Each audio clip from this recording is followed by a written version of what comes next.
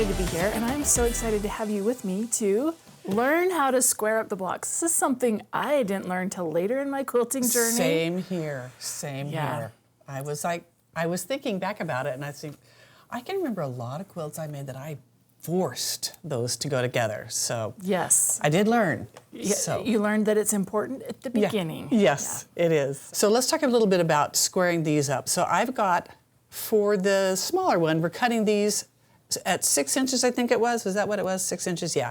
And we're going to square them to 5.5 inches. I love having a little extra. Okay. So I have some space for any wonky cutting that I might have done or anything like that. Or wonky sewing. Just not saying that's going to happen today, but... No, but there a couple of mine I could see already that, you know, I'm off a little bit.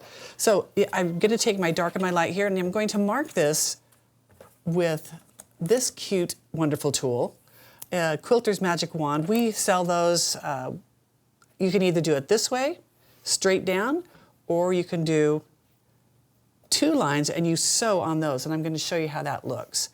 That would be like this for both sides on the with the Magic Wand, or there's the single, and then you would sew a 1/4 inch on either side of that. Okay. So I'm going to let you. Which way? What is your preference? Honestly, I kind of like the mark in the 2. I do too. Just because I know I can sew exactly straight on that. When I'm sewing down on either sides of this, sometimes it's a little wonk, wonk, you know, like that. Okay. So we're the same then. We're like twins, basically. So, and then when I do that, I just got to say, I do kind of sew just a tiny bit inside. Oh, what's the word? line. What's the word? Scant. Scant or titch. Titch. It's a titch. I've never used titch, but I use scant. But I do, and it gives me a little extra space still to cut with. So you know what I'm going to do? I'm just going to have you sew down that one. Even though I do have one, titch. just sew a titch inside that line. Sewing that accurately will get you even that much closer to having a nice square block to work with. And it's nice when you have all of these because you can chain them. That's right. So we're going to take this. Now you could take this one right here with a larger ruler, but I'm going to just go ahead and do this right here. I'll start right there. Nobody saw that. And I'm just going to keep going off. There we go. Okay, so now we've got those. We're going to open those up and we're going to press those in preparation for squaring them up. So when you're pressing it, press it completely open. I like to set the seam, and then I also like to finger press it as I'm pressing it. And that helps it get really flat. And you can see Cheri knows how to press. We're going to press that. We're going to go to the back one more time, and hopefully we got it flat enough for you. Yeah. So tell me why do you think we square things up? So from my experience, when I started this and it wasn't square, and I got to the end, I had some rows that didn't match anymore. Yeah, they don't. And so there's only so much stretch in fabric. There is stretch, but there's only so much. I agree. We're going to square this up. So we've got these arrows where it's going to line up, and then we're going to... I'm going to put this one over here. Oh, this one over here.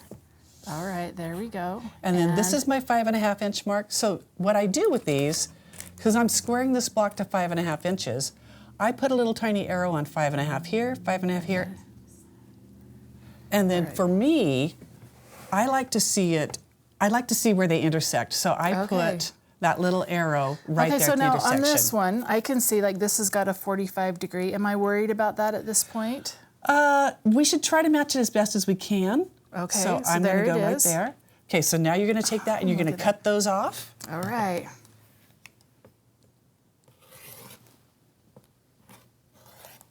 I hope I had a skipped sharp enough ruler. Right there. Okay, and then with this rotating mat, you can just twirl it around.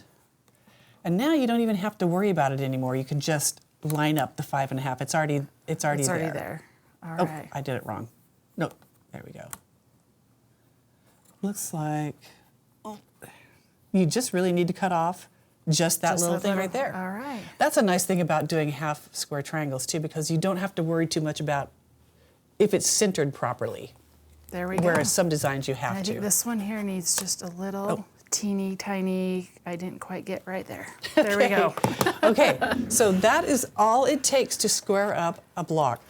And so, I mean, if we look at what's left over, there's barely any little... Barely anything. Yeah. But it makes a big difference It in the end. really does. If you put 10 blocks across, 10 times this, that'll add up to almost a full inch. Okay. You know, once your blocks are sewn together, say you have, you know, this one's of course not squared up.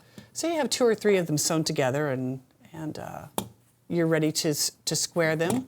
Let's just pretend this is the bottom square of our quilt, and Okay. like we've got all of it sewn together. I like to take one ruler right here, and I lay it. Once this is square on the bottom of my quilt, I will put another ruler right here, so it gives me a good option after it's been quilted to lay things out really straight. So I'd have a bigger ruler. Does that make sense to you? Yes.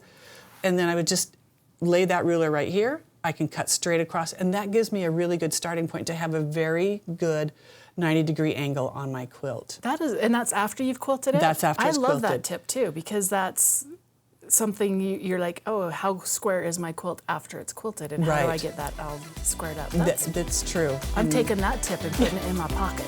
Yeah, well, I'm glad you did. So.